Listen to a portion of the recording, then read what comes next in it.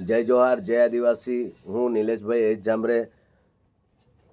આવતીકાલે તારીખ 6/7/2026ના રોજ સુબીર મામલતદારશ્રીને આવેદનપત્ર આપવાના છે। જે લોકો ચૈતરભાઈના સાથે લાગણી ધરાવતા હોય એ લોકોને હું તમામને મોટીને મોટી સંખ્યામાં ભેગા થાય એવી અપેક્ષાઓ રાખું છું। જો ચૈતરભાઈને જેલમાંથી મુક્ત કરાવવું હોય તો ભારત દેશના જે રાષ્ટ્રપતિ છે એ રાષ્ટ્રપતિ પણ આપણા આદિવાસી છે। તો આપણે તમામ જિલ્લા આજે તમે જોઈ શકો છો સોશિયલ મીડિયાના અંદર રાજસ્થાન, મધ્યપ્રદેશ અને મહારાષ્ટ્રમાં પણ આવેદનપત્ર અપાઈ ગયા છે। આપણા ગુજરાતમાં બાકી છે। આવતીકાલે આપણે આખા ગુજરાતના અંદર આપણે દરેક જિલ્લા, દરેક તાલુકાના અંદર આપણે આવેદનપત્ર આપવાના છે। ચૈતરભાઈ વસાવાને વહેલા તકે જેલ મુક્ત કરવામાં આવે તેના માટે આવતીકાલે આપણે રેલી રાખી છે। આપણે સુબીર બિરસા મુંડા સર્કલ પાસેથી રેલી કાઢી અને સુબીર મામલતદાર કચેરીએ જઈ અને આવેદનપત્ર આપવાના છે અને માંગણીઓ કરવાની છે। કેમ કે ચૈતરભાઈ વસાવાને ખોટી રીતના ફસાવવામાં આવ્યું છે।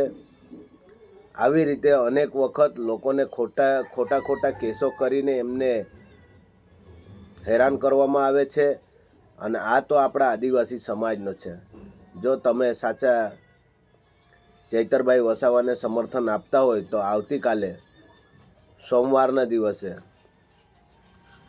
સવારના 10:30 વાગે 10:30 થી 11 વાગ્યા સુધીમાં સુબીર બિરસા મુંડા સર્કલ ખાતે ભેગા થઈ જજો।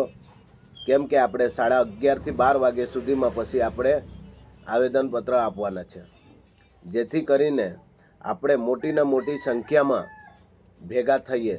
કેમ કે આપણા આદિવાસી સમાજના અવાજને દબાવવામાં આવી રહ્યું છે અને જે પોલિટિક્સ પાર્ટીઓ છે એ પોલિટિક્સ પાર્ટીઓ દ્વારા ચૈતરભાઈ સાથે ખોટા વ્યવહાર કરવામાં આવી રહ્યો છે।